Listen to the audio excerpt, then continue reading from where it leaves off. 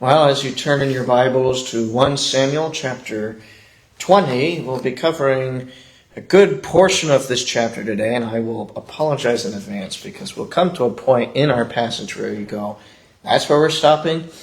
It's important, and you'll thank me because of where we'll leave off in the time this morning and how much time we will spend next week on the rest of the passage. So I promise you I'm doing you a service here, but just bear with me that it is in the middle of the story that we are breaking off. But last week, we covered the beginning of what might be called the refuge portion of David's life. He is now on the run. He ran from Saul's men. But we had the opening of our chapter last week. Jonathan successfully intercedes for David. That's important for the beginning of our chapter this morning. Jonathan successfully intercedes for David.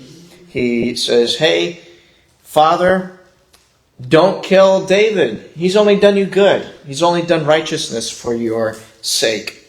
And Saul says, I swear by Yahweh, I swear by the Lord, I will not kill David. And then the very next verse, he's trying to pin him to a wall with spears, right?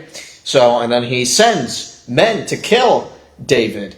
And Michal, who takes on the picture of Rebekah, has David escape through the window. She takes a teraphim and puts goat's hair upon it and presents it as if it were David.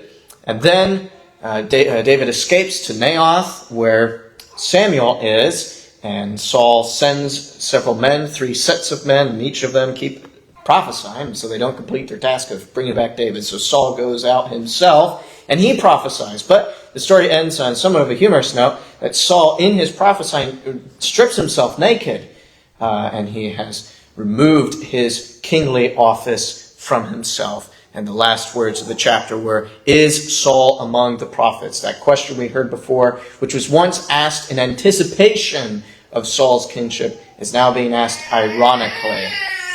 So, with that, let us begin reading 1 Samuel chapter 20, verses 1 through 29. Please stand for the reading of God's word. Then David fled from Naioth and Ramah, and came and said before Jonathan, what have I done? What is my iniquity? And what is my sin before your father, that he is seeking my life? And he said to him, far from it, you shall not die. Behold, my father does nothing, either great or small, without revealing it in my ear. So why should my father hide this thing from me? It is not so.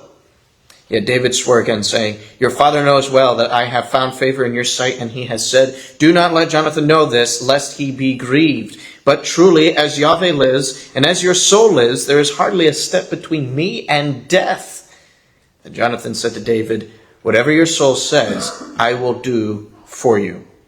So David said to Jonathan, behold, tomorrow is the new moon, and I ought to sit down to eat with the king. But let me go, that I may hide myself in the field until the 3rd evening.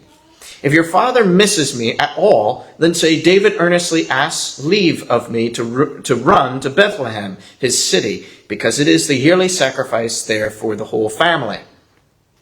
If he says, it is good, your servant will have peace. But if he is very angry, know that he has decided on evil. Therefore, show loving kindness to your servant, for you have brought your servant into a covenant of Yahweh with you. But if there is iniquity in me, put me to death yourself, for why then should you bring me to your father? And Jonathan said, far be it from you, for if I should indeed come to know that evil has been decided by my father to come upon you, then would I not tell you about it? Then David said to Jonathan, who will tell me if your father answers you harshly? And Jonathan said to David, come and let us go into the field. So both of them went out to the field. Then Jonathan said to David, Yahweh, the God of Israel, be witness. When I have examined my father about this time tomorrow, or the 3rd day, behold, if there is good feeling toward David, shall I not then send to you and reveal it in your ear? If it please my father to do you harm, may Yahweh do so to Jonathan, and more also, if I do not reveal it in your ear and send you away, that you may go in peace, and may Yahweh be with you, as he has been with my father. And if I am still alive, will you not show me the loving kindness of Yahweh, that I may not die? You shall not cut off your loving kindness from my house forever, not even when Yahweh cuts off every one of the enemies of David from the face of the earth. So Jonathan cut a covenant with the house of David, saying, May Yahweh require it at the hands of David's enemies. And Jonathan made David swear again because of his love for him, because he loved him as he loved his own soul. Then Jonathan said to him, Tomorrow is the new moon, and you will be missed, because your seat will be missing. When you have stayed for 3 days, you shall go down quickly and come to the place where you hid yourself on that eventful day, and you shall remain by the stone Ezel. And I will shoot 3 arrows to the side, as though I sent them towards a target. And behold, I will send the young man, saying, Go find the arrows. If I specifically say to the young man, Behold, the arrows are on this side of you, get them, then come, for there is peace for you, and no harm, as Yahweh lives. But if I say to the youth, Behold, the arrows are broken, or are beyond you, go, for Yahweh has sent you away. As for the agreement of which you and I have spoken, behold, Yahweh is between you and me forever. So David hid in the field, and when the new moon came, the king sat down to eat food. And the king sat on his usual seat, the seat by the wall. Then Jonathan rose up, and Abner sat down by Saul's side, but David's place was missing. Nevertheless, Saul did not speak anything that day, for he said, It is an accident. He is not clean. Surely he is not clean. Now it happened the next day, the second day on the new moon, that David's place was missing. So Saul said to Jonathan his son, Why has the son of Jesse not come to the meal, either yesterday or today? Jonathan then answered Saul, David earnestly asked leave of me to go to Bethlehem. And he said, Please send me on my way, since our family has a sacrifice in the city, and my brother has commanded me to attend. So now if I have found favor in your sight, please let me get away, that I may see my brothers. For this reason he has not come to the king's table. May the Lord bless the reading of his word. You may be seated. We begin again in verses 1 through 4. David fled from Naioth and Ramah and came and said before Jonathan, What have I done? What is my iniquity? And what is my sin before your father, that he is seeking my life? And he said to him, Far from it, you shall not die. Behold, my father does nothing, either great or small, without revealing it in my ear. So why should my father hide this thing from me? It is not so. Yet David swore again, saying, Your father knows well that I have found favor in your sight. And he has said, Do not let Jonathan know this, lest he be grieved. But truly, as Yahweh lives, and as your soul lives, there is hardly a step between me and death. Then Jonathan said to David, Whatever your soul says, I will do for you. We begin our story here with David pleading with Jonathan. What have I done? What is my iniquity? And what is my sin before your father, that he is seeking my life? At this point, especially with the men being sent to David's house to kill him, to take him and kill him, David knows Saul's pursuit is a little bit more than insanity. All right? This is a little bit more than a demoniac spirit coming upon him. This is the heart of Saul being revealed to him. This is not a king who is suffering from a mental illness. This is a king who is suffering from a bitter heart, a jealous heart for David, and therefore he has come out to kill him. If you recall, last week we read Psalm 59, a portion of Psalm 59, in which we are told it was written, David's reflection upon the events that took place in the previous chapter, chapter 19. And he says, I am being attacked for my transgression. He said it would be one thing, or not for my transgression. He said it would be one thing if these circumstances were a result of my sin, but these circumstances are not a cause of my sin, but because of my good works am I being persecuted. Remember, Jonathan actually argues upon that point for David's case. If you recall, he says, David has fought the Philistine and delivered Israel. And then Saul says, I swear by Yahweh, I will not put David to death. And then what causes Saul to go back on that oath? David goes out and has victory against the Philistines. Who is that a good for? That's a good for Israel. It's also a good for Saul, because who are the Philistines? Saul's enemies. So David does this good for Saul, and Saul says, I'm going to kill him for it. And so David now is very aware that Saul wants him dead. It's not just a weird little thing about him throwing spears at him while he's playing music. There's something more. Nevertheless, David is still showing a bit of charity here, isn't he? What have I done? What is my iniquity? And what is my sin before your Father that he is seeking my life? He is suggesting, what have I done? Is there something I have done to have caused these things? Because let me know. Let me reconcile. Let me fix this situation. If I have really offended Saul to such a manner that he wants to kill me, when I was formerly one of his best friends, what have I done? David is truly considering he has done something wrong.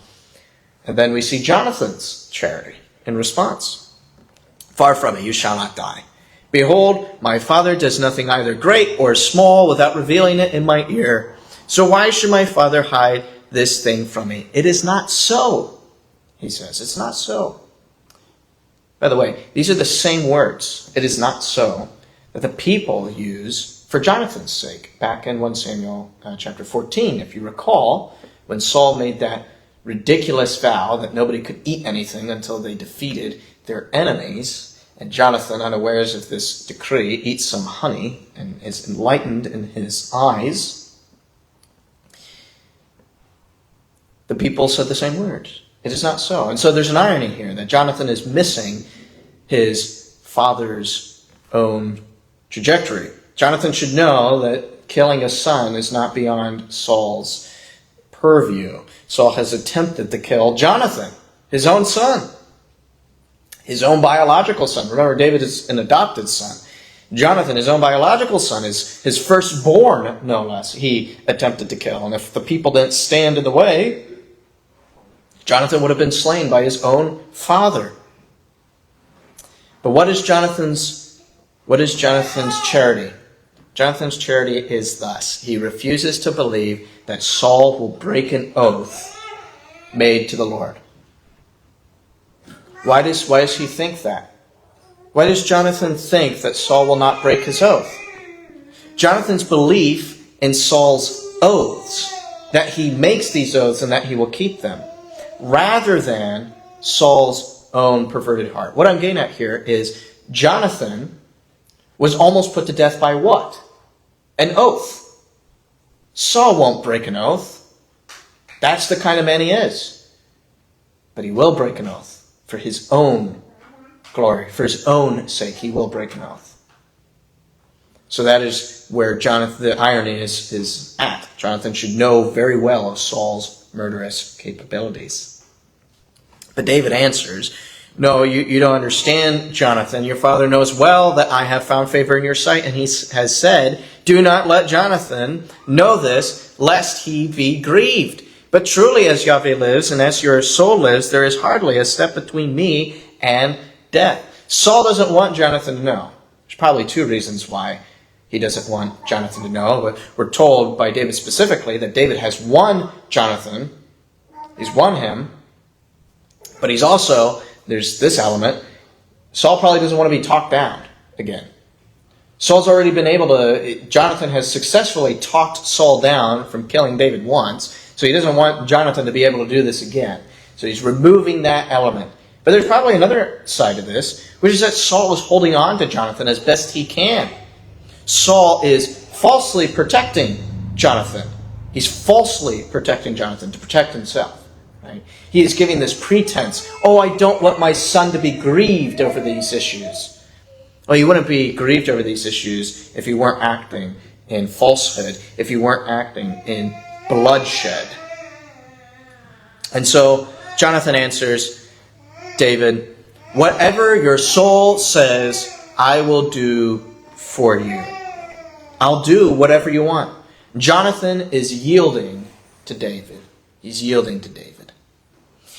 We see a picture of this in the New Testament, a fuller picture of this, a better picture we might say, when John the Baptist and Christ come together, and what does John the Baptist say? I must decrease so he must increase, or so that he may increase. And so we see a sense of this, that Jonathan is decreasing himself. He's already given the garments to David. He's already given the royal princely armaments of David, from Jonathan.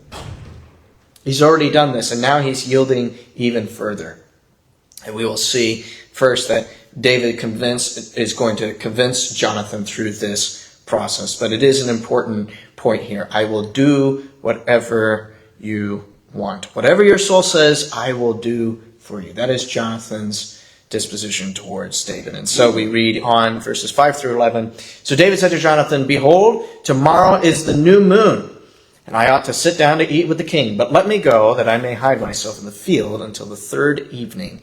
If your father misses me at all, then say, David earnestly asked leave of me to run to Bethlehem, his city, because it is the yearly sacrifice there for the whole family. If he says, it is good, your servant will have peace. But if he is very angry, know that he has decided on evil. Therefore show loving kindness to your servant, for you have brought your servant into a covenant of Yahweh with you. But if there is iniquity in me, put me to death yourself. For why then should you bring me to your father?" Jonathan said, "Far be it from you, for if I should indeed come to know that evil has been decided by my father to come upon you, then would I not tell you about it?" But David said to Jonathan, "Who will tell me if your father answers you harshly?" And Jonathan said to David, "Come, and let us go out into the field." So both of them went out to the field. Again, verse 5, David says to Jonathan, "Behold, tomorrow is the new moon." It's a new moon feast. And he says, "But let me go, that I may hide myself in the field until the third evening." Now, there's a lot of interesting things in this little bit of passage. Things that have caused commentators to be stumped. What is being referred to here? I think sometimes we can read through passages like this and just go, yep, this all follows, yearly sacrifice, new moon feast. Yeah, I've heard all those things before. But actually, none of these things are found in Leviticus. These are all strange elements that we're being told of here. And one of these things is this new moon feast that the king is expected to preside over. There does seem to be a serious thing, and it seems to be a holy thing. That is a worship ceremony. But we have no mention of this in Leviticus. So what is this? What is this feast? And why do we say that it's a holy thing, a worship thing? Because David, Saul presumes on the first day, is unclean, meaning he can't eat. But that's not true of a regular meal. If it's a regular meal, you can still eat at the table. It's only for holy things that you are not allowed to eat at the table. So this is some kind of holy feast that the king is about. But we'll get a little deeper into that just momentarily. But first, I want to say that it is a 3-day trial, right? Whatever this feast is, it takes place over the course of 3 days, which should, ring bells in our ears, right? A 3-day trial of death and resurrection, right? And so here is the resurrection, new life on the third day. The new moon feast deals with what? What's the new moon? The new moon is when you look up in the night and it's dark, right? And the moon is not there, it should seem. It is blacked out. But then you have this little sliver of light coming in, right? We don't call that the new moon. I forget what we call that. But, growing up, you may have heard it referred to as an angel's fingernail or God's fingernail, right? That sort of part of the moon where it's very, very thin sliver. This is the beginning of a new month. It is the beginning of a new day, as it were. The light is starting to overtake the darkness. It's that idea that we find at the beginning of Genesis, evening and morning, one day. Remember that the Old Testament, that from Adam all the way to the time of Christ until after Christ, when Christ resurrects on the first day, the world is a night world. You're under the governance of the moon, right? Think about how Joseph's dream operates, right? There's stars and the moon. It is not until the Lord's day, that is what we live in, that the world, the cosmos, the entire creation, new heavens and new earth, have entered into the day. And so this is some kind of evening Levitical worship service. But the king is involved. Oh, wait a minute. Don't we read of later kings trying to get involved in worship services and they get struck with leprosy because they're not supposed to be entering into the holy place? We do. So what gives? What gives about this? Well, we're not told everything. We are told this snippet, that Samuel cuts and writes a new constitution for Israel when Saul becomes king. And so perhaps this is one of these elements that are put in. And we do read later that kings are supposed to offer the sacrifices. Now, is that from their own, or is that from the money that they receive from the tithe taxes? We're not told. But nevertheless, they provide the sacrifices for the people in these yearly and monthly festivals. So, the king is, that is to say, the government is not separated from religion. There is no separation, as you might have heard it before, the state and the church. But there is a distinguish mark between them. The king is not a priest, and the priest is not a king. Now, we are all kings and priests of our God. But in terms of the secular government, the king or the magistrate is not a priest, and the priest is not a magistrate. However, they are both under God, and they both must rule according to what God has spoken. And we see here that even apostate Saul is still functioning in this manner. So that speaks volumes to us who were a Christian country at one time, who now not even our country, our governing bodies. There was one of our representatives, I forget how many years ago, who in the House of Representatives said, God has no place in this house. And nothing could be further from the truth. And we will continue to suffer God's wrath here in this country as long as we continue to go down into sin and apostasy and not recognize Him. And we see this. We see the wrath of God here. I was alerted to this in a particular way this past week in the reading of Ezekiel chapter 22. What are the punishments God promises to apostate Judah? That He shall cut off the breasts of the women, and that the children shall be cut down. Well, what do we see in this nation? Abortion and transgenderism. Right? The cutting off of breasts. These things are the judgment of God upon America. And so we must get back to, we must support, we must be involved ourselves and not give over our country, as we read of in last week in the letter to Philadelphia. We must not hand over our crowns to the wicked, to the apostate. But we must rule in love and order and justice. Well, continuing on, we see that David is saying, I'm going to go to Bethlehem. And then he mentions this yearly family sacrifice. And again, this is one of those points where you might go, okay, yeah, that makes sense. But actually it doesn't. We have no reference to any kind of yearly familial sacrifice in the Levitical Code, as if this was something that you're supposed to do. However, we do see examples of it here with David. But if you recall the beginning of our story, you remember Hannah and the rest of the family going up to the tabernacle to worship, and it was told to us that this was a yearly thing that they were doing? Well, hold on. They're not going to the tabernacle, are they? They're going to Bethlehem. Why is he going to Bethlehem? Why is he going to his house for this yearly sacrifice? Well, you are allowed to, as a family, give a peace offering or peace offerings yearly. But what do you do when there's no tabernacle? Remember, the tabernacle is all cut up and it's all disassembled and it's not all together. What do you do in that circumstance? How do you worship the Lord? How do you give a sacrifice, a peace offering? Well, the answer is, there's actually a provision for this, right?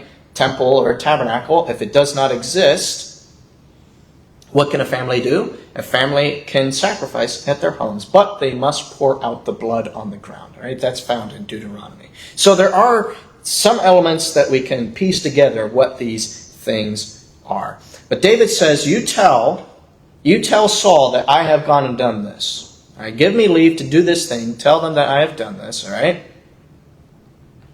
And then whatever he says, that will reveal the heart of Saul. Right? Whatever he says, and so we pick up there on what even Christ himself says, out of the mouth comes the abundance of the heart. Then we will know. And so Jonathan takes David into the field. He takes him into the field. This is a significant moment, all right? Significant moment that we see continue throughout the rest of our passage this morning.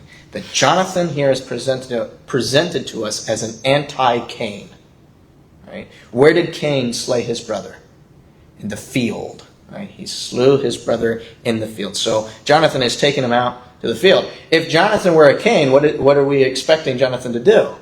Kill David, right? Oh, David, come with me. Come to the field. You remember, that's the same way it went with Cain and Abel. Cain invites Abel to the field. Come, brother, come to the field with me. And then he slays him. But Jonathan is not going to slay David. In fact, something very different is going to happen.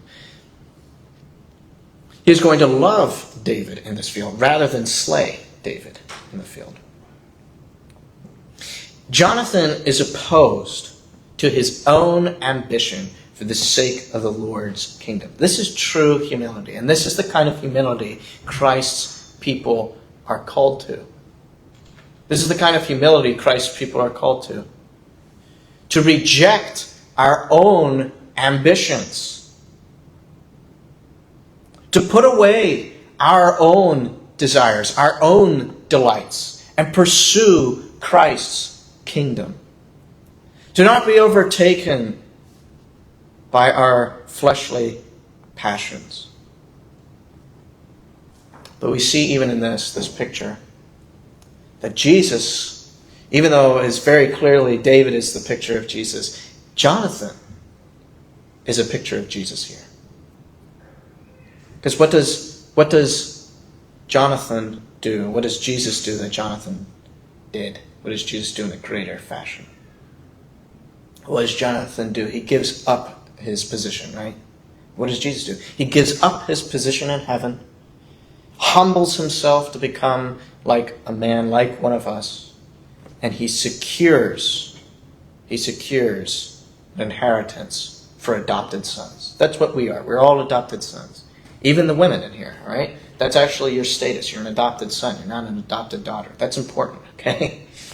It's not a gender thing as if there's something wrong with women. You maintain your femininity in eternity, but your position before God as an adopted person is as an adopted son. Why? Because that is to whom the inheritance goes. You're an adopted son before the Lord. Because your adoption is not really your own, is it? Your adoption is through Jesus Christ. And so you're adopted into the family through the Son, and therefore we are all sons of God. That's why you won't read the phrase daughter of God in the Bible. It's something a little bit more important there than just a play on gender. So Jesus is the greater Jonathan. Well, now Jonathan in this field will demonstrate what I have formerly spoken, that he will love David in this field. Jonathan said to David, Yahweh, the God of Israel, be witness. When I have examined my father about this time tomorrow, or the third day, behold, if there is good feeling toward David, shall I not then send to you and reveal it in your ear? If it please my father to do you harm, may Yahweh do so to Jonathan, and more also, if I do not reveal it in your ear and send you away, that you may go in peace, and may Yahweh be with you as he has been with my father. And if I am still alive, will you not show me the loving kindness of Yahweh, that I may not die? You shall not cut off your loving kindness from my house forever, not even when Yahweh cuts off every one of the enemies of David from the face of the earth. So Jonathan cut a covenant with the house of David, saying, May Yahweh require it at the hands of David's enemies. And Jonathan made David swear again, because of his love for him, because he loved him as he loved his own soul. Jonathan is the initiator of covenants in power and in weakness. And in both, what is he doing? He is finding a way to ally himself with God's anointed. And that's what we must all seek to do. And that's what covenant is for. It's for us, is to ally with God's anointed. And what is Jonathan concerned about? Is he concerned about his own life? Not particularly, right? He says, if I'm alive. He's not particularly concerned about that, but he's concerned about his household. He's concerned about his generations. Jonathan is seeking multi-generational security. All else may fall away. All else may call themselves the enemies of David and thus be destroyed by the Lord. But my house, the house of Jonathan, will stay. The house of Jonathan will stay. Why will the house of Jonathan stay? Because it is allying itself. It is engrafting itself. It is abiding in the Lord's anointed. That's what we must do. That's what we must seek for us and our families. Our families, we desire for them, do we not? Desire for them to abide in Christ. This is what we seek. And so, Jonathan has discovered something here, hasn't he? We've said before we weren't entirely certain, right, if Jonathan knew David was replacing him, and he was sort of doing these things because he loved David, and Jonathan wasn't truly aware. But clearly Jonathan is aware at this point, right? Because what does he say? He says that Yahweh will cut off every one of the enemies of David. He'll cut off every one of the enemies of David. What is Jonathan realizing here? That Saul's house will be part of David's enemies. And consequently, David, remember me. Remember this covenant. Remember this love we have between one another. Because salvation from the Lord's judgment can only come from the Lord himself. And I can't escape it. I can't escape it in my Father's house. So he says, the Lord be with you as with my father. How has the Lord been with Jonathan's father? As king. Jonathan is saying, you will be king. You will be king. And so, he gives this bit of prudence. Remember, this whole exercise at this point really isn't for David's sake. This is for Jonathan's sake. David is trying to convince Jonathan that this really is the case, that Saul is after David. So it reads, verse 18, Then Jonathan said to him, Tomorrow is the new moon, and you will be missed because your seat will be missing. When you have stayed for 3 days, you shall go down quickly and come to the place where you hid yourself on that eventful day, and you shall remain by the stone Azel. And I will shoot 3 arrows to the side as though I sent them towards a target. And behold, I will send the young man, saying, Go, find the arrows. If I specifically say to the young man, Behold, the arrows are on this side of you, but get them, then come, for there is peace for you, and no harm, as Yahweh lives. But if I say to the youth, Behold, the arrows are beyond you, go, for Yahweh has sent you away. As for the agreement of which you and I have spoken, behold, Yahweh is between you and me forever.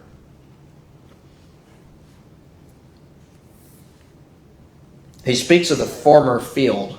He speaks of that eventful day. We don't really know what eventful day. It could be any random eventful day that we're not told of, but I tend to think it probably fits the story here, that it's the eventful day that he was already hiding in a field, remember? And he listened in on the conversation between Jonathan and Saul, so it's probably that place. We weren't told of this stone called Azel before, but importantly, the name of this stone is separation or departure.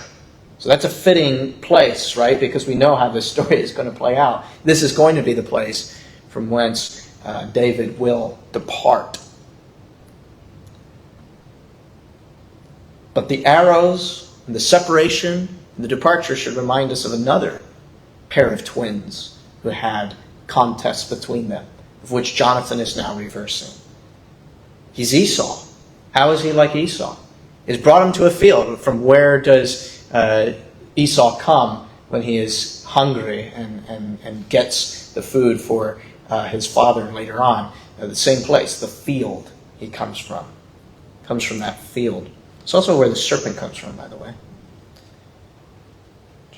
You can add that if you want to or not to your notes, just a little tidbit. But he's shooting arrows. What was Esau? Right? Esau was a hairy man, but Jacob was a smooth man. Esau was a hunter. Remember? He has this bow about him. And he hunts, much like Nimrod was the great hunter before the Lord. So, Jonathan is not only an anti-Cain, he is an anti-Saul, because these arrows aren't being shot at David, but they are shot for the sake of David. To save David, these arrows are being shot, and thrice over. The servant goes back to Jonathan. David is safe to come back in. If the servant goes further, David must go out. And that is what is going to happen there. He is going to have to go out. And so we finish our story then here. Starting in verse 24. So David hid in the field, and when the new moon came, the king sat down to eat food. And the king sat on his seat as usual, the seat by the wall. Then Jonathan rose up, and Abner sat down by Saul's side, but David's place was missing. Nevertheless, Saul did not speak anything that day, for he said, "It is an accident. He is not clean. Surely he is not clean." Now it happened the next day, the second day of the new moon, that David's place was missing. So Saul said to Jonathan his son, "Why has the son of Jesse not come to the meal, either yesterday or today?" Jonathan then answered Saul, "David earnestly asked leave of me to go to Bethlehem. And he said, 'Please send me on my way, since our family has a sacrifice in the city, and my brother has commanded me to attend. So now, if I have found favor in your sight, please let me get away, that I may see my brothers. For this reason, he has not come to the king's table.'" All right. We're told some specific details here, and they're interesting details, aren't they? We have this confession about us here at this church, that the Holy Spirit does not waste space. So any little detail is important. He's given it to us for a reason. Well, what's this going on here in verse 25 in particular, about the seating arrangement? All right? We have the king sat on his seat, as usual. Nothing odd there, but then we're told where it is. The seat that is by the wall. Then Jonathan rose up. Okay, Jonathan stands. And then Abner sits down by Saul's side. But David's place was missing. All right, there's like musical chairs here going on. What's this all about? All right. Saul sits by the wall. What is the wall related to? Well, the wall's a place of security, right? Why is he sitting against the wall? Object lesson here for a moment, okay? If I'm sat here, what can't happen to me as a king? Can't get stabbed in the back. Right? There's a wall here, so nobody can come up behind me. Probably should have done that wall so it was in the picture, but that's fine. You get the idea. You can't get stabbed in the back if you are sitting by the wall. So it's a place of what? Security. And we understand walls in this fashion, right? In our modern politics, when we're dealing with borders, what is the common phrase being brought up? We need to build a wall, right? A big wall. You've got the Great Wall of China, which kept the Mongols out of China, right? So walls are a sense of security. But what also are walls? For Saul in particular. We have to remember, again, I'm saying this, that the Spirit does not waste space. He does not waste space. What does Saul keep trying to do to David? Pin him to a wall. It's a sign of death. Here, at a holy festival, Saul is sat down in a place of security, he believes, but is actually the sign of death. And don't we know, and we can say spoilers or whatever, but it's the Bible, It's over 2,000 years old, so if it's being spoiled to you, that's on you. Saul is going to die, and what happens to him? He is pinned to a wall, right? Him and his sons are pinned to a wall by the Philistines. So this is a foreshadow.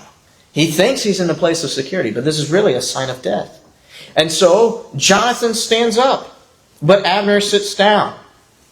Jonathan stands up. He's an intercessor, right? This is what intercessors do. This is what advocates do. They stand up, right? What does Stephen say when he's being stoned? "Behold, I see the Son of Man standing at the right hand of the Father, right? That's important because we heard that he ascended and sits down at the throne of God. So when the Son is interceding on behalf of Stephen, what does he see him doing? Standing.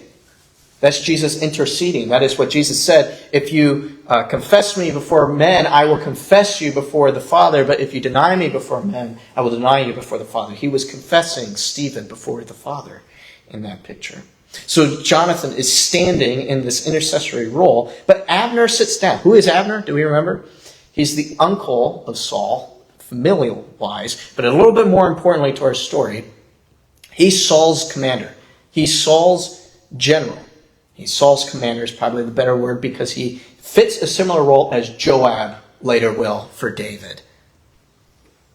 So what is that picture then?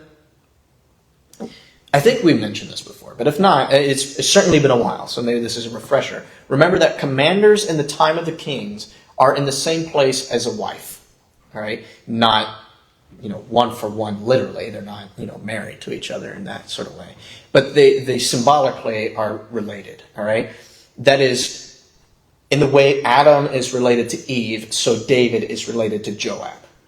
So Aaron is to Nadab and Abihu, so David and Joab. You get what I'm saying here? Because the sons of Aaron operate as the bride in that situation, where the head is the high priest and the sons of Aaron are the priests. They're the wife character. So the king is the husband character. The wife character is the commander. That is seen throughout the book of Samuel in particular.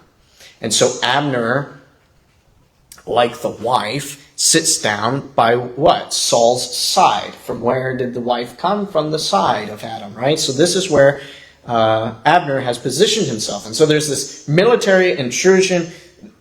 Lots going on here, all right, in just this verse. And I'm trying to go through it very quickly here. But consider the meanings of these things in which Jonathan, the firstborn son, is standing and interceding on behalf of Saul. But he's also standing up from the table, and almost a disassociation from the event.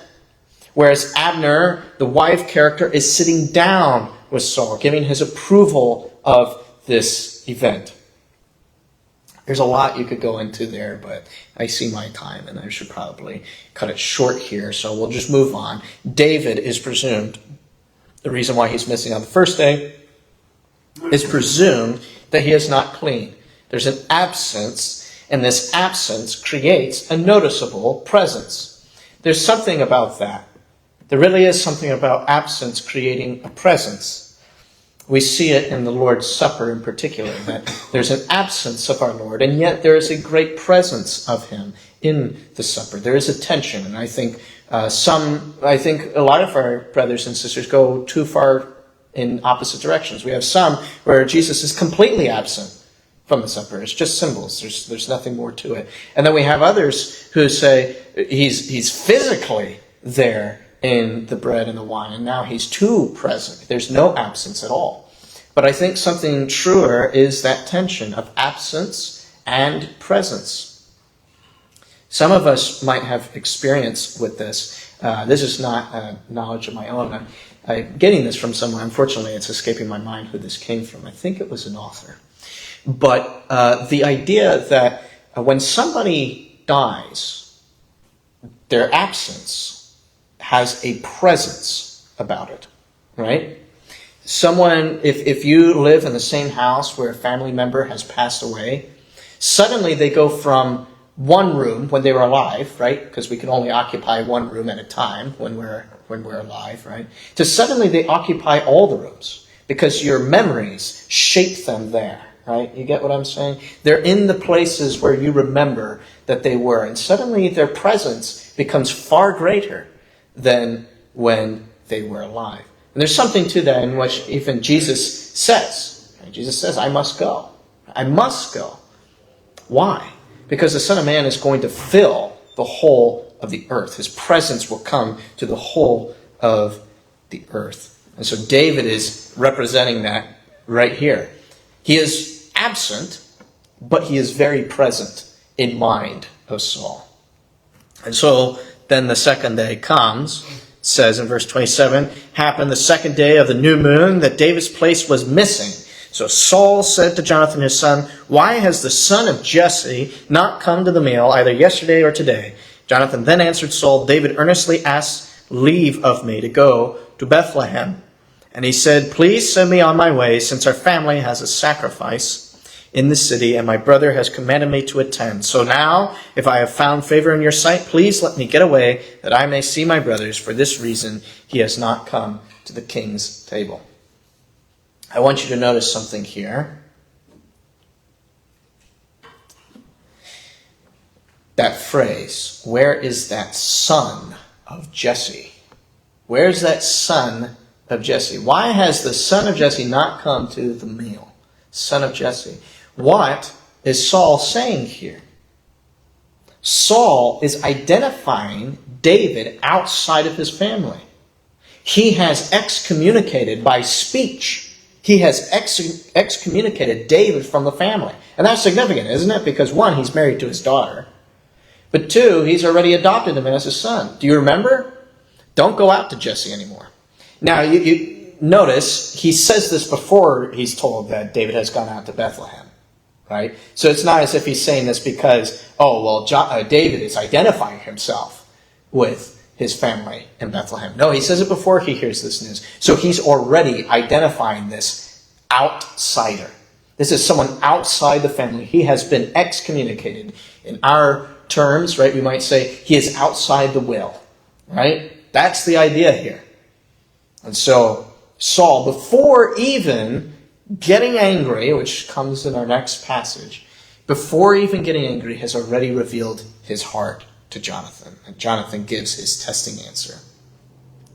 And we see that Jonathan says, he is interceding, right? He is interceding between these meals. He says, I gave David the leave to do this. I gave David the leave to do this. So that is where our text ends. I know it's a bit of an abrupt ending here, but let's go to our applications because there was a lot here, right? And I see that I think I possibly have gone longer than I did last week. So I told you that, God bless you, I told you that it was wise to split this passage up. First, pursue the anti-Cain, and if you are writing them down, you could probably also put a slash there, anti-Cain, anti-Esau love of Jonathan towards Christ and his body. That is true humility. Giving up your own ambitions for Christ, God bless you, and for his body. Pursue that. Seek that. Not your own interests. Not your own, I've actually jumped ahead. Number 2, oppose self-interest for the sake of Christ's kingdom. I'm not very original, folks, right? The Bible is the Bible, and it teaches us what it teaches. And so sometimes the lesson is the same lesson twice. Pursue the anti-Cain Esau love. And one of the ways you can do that is opposing self-interest for the sake of Christ's kingdom. And very lastly here, hold fast to the covenant of the Lord, who smites his enemies and prospers his friends. Who are his friends? Those who are in faith, right? He says he called Abraham his friend. Why did he call Abraham his friend? Because he had faith and it was counted to him as righteousness. And so we sit now no longer as slaves, but as friends with Christ. And so hold fast to that covenant of the Lord and hold fast to it for your family's sake. Do not do as some are inclined to let your children pick, to decide when they get to a certain age what they will believe, and let them experience the world and that sort of thing. Don't do that. Give them the blessings of the covenant. Give them the blessings of God's love. Ally them from the earliest of ages to the Lord's anointed. That is Jesus Christ. And let them live in the abundance of Christ. And they shall be blessed. You shall be blessed here and into eternity. Let's go to the Lord in prayer.